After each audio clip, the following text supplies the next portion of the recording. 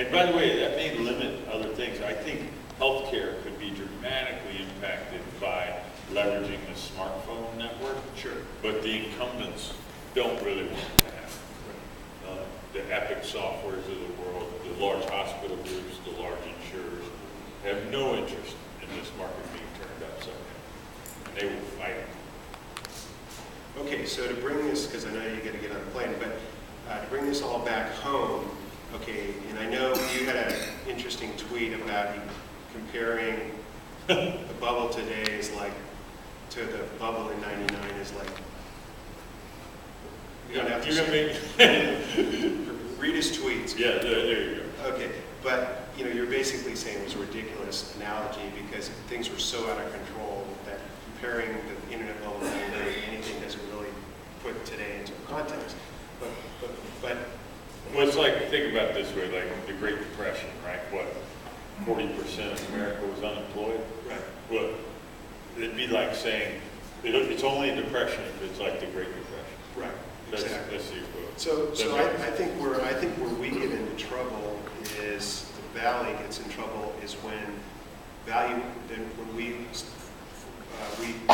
get scared that we don't know what something is really valued.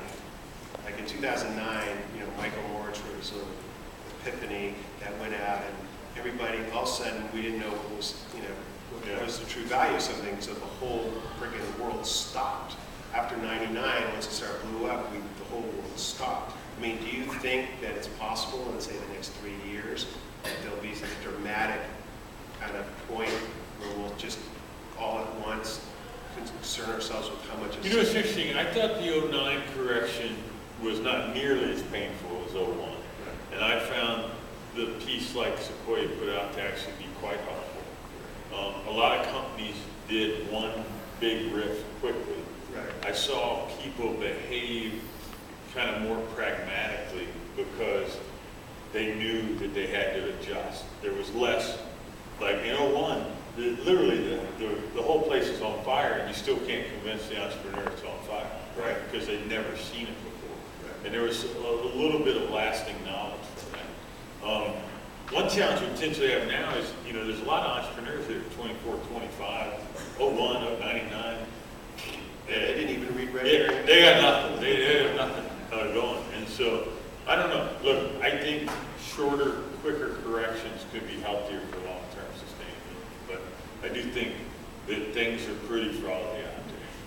So I have one more observation that I'd like you to comment on, and that is that I think that I do believe that there will be, our world is dramatically going to transform industries. I do believe there is, an oversupply of capital. Put it this way, a lot of people who would like to get in the game. I think with crowdfunding and the internet, there's going to be more exposure and more ability for investors that haven't been able to get into the deal flow, that will be able to get into the deal flow, and that the venture industry will be radically transformed, and that means somewhat blown apart, and that there will be an elite group of VCs that add that real value at an earlier cycle of the game, but a lot of the other stages will get a lot more commoditized, and these guys that are pretending to be VCs will be out. It kind of happened already in the coming out of '09. A lot of the LPs drastically kind of changed how many people they support, how they support them. And you'll hear a lot of entrepreneurs say there's a Series A crunch or a Series B crunch. And quite frankly, the number of people that are, I'll use the phrase licensed to practice early stage venture capital where you hand out $5 to $10 million to stuff that's not quite well formed, has been drastically reduced. Right. And by licensed, I mean the institutional investors have said, here, you go do this for a living. There was a talk 4 or 5 years ago that the super angels meant that the traditional venture industry's gone. The Amazon Web Services and the super angels. And what happened was the super angels funded a whole bunch of companies. They didn't know how to help them in the company building effort. A few of them, passed on through. And a bunch of them ended up dying on the vine. And so I think the kind of the death of the venture industry has been prematurely announced multiple times. And Yeah, I mean, I think and I'm not saying that, but I'm saying that there will, the Uber returns will only be earned by the real VCs. look, and this is another thing that drives cycles. Employees are ridiculously expensive right now. Right. You know, killer engineers are getting paid $175K, $185K. Kids out of college are getting $125, $130K. So this whole notion that you can build a startup cheap is ridiculously off the mark. Like, if you can talk everyone to working for free, that would be true, because you can have your AWS account and a bunch of free employees. But you can't do that. You can't scale. You can't scale past 3 or 4 people that way. And people are remarkably expensive. And you need capital to pay. The final question is, You said that 3 or 4 I times. know. Benchmark's been on a run, so why, here's your time to do, Yeah. say one brag point. What is it so special about Benchmark? Why are you guys great at what you do? There's 2 or 3 things. So one, the partners at Benchmark, the founding partners, Bob Cade, Andy Ratcliffe, Kevin Harvey, Bruce Dunleavy, they came up with a unique idea for an equal partnership. And the idea was most partnerships are hierarchical, not just in venture, but legal and all this. And there's usually some grand poobah that's taking 40% of the economics and is playing golf every year. And that creates a lot of divisiveness in the firm, because the venture business is a hustle business, and young people are the ones that are really doing the work in the business. And so this idea was that everyone will have the exact same economics, and it gets rid of a lot of the politics. If you're in a hierarchical firm and you're raising a new fund, you're sitting down and arguing over who has how much carry. So you're constantly trying to outgun one another.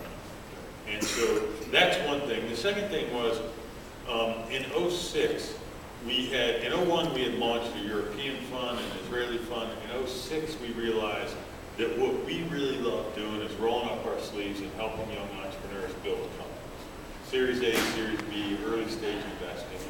And we were spending half our partner meeting arguing about this group in London who had our brand and were doing things differently than we were doing. And we weren't out practicing what we believe to be as a very artisan business. And so we shrunk. We got rid of those. They rebranded as their own funds. They're doing fine. And we're, just last week we added Eric Vistria, 5 investing partners. We don't have large marketing teams or recruiting teams or PR teams like has become trendy. We just roll up our sleeve and practice our art. And I fundamentally believe that not being distracted with a China fund or a growth fund or a seed fund or having a huge, staff actually gives us the ability. One of our competitors asked us the other day, how do you get so much coverage with so few people? And the answer is we're just doing the art 95% of our time, as opposed to people that are building. If you're trying to turn a venture fund into a big company, then you got to manage the company.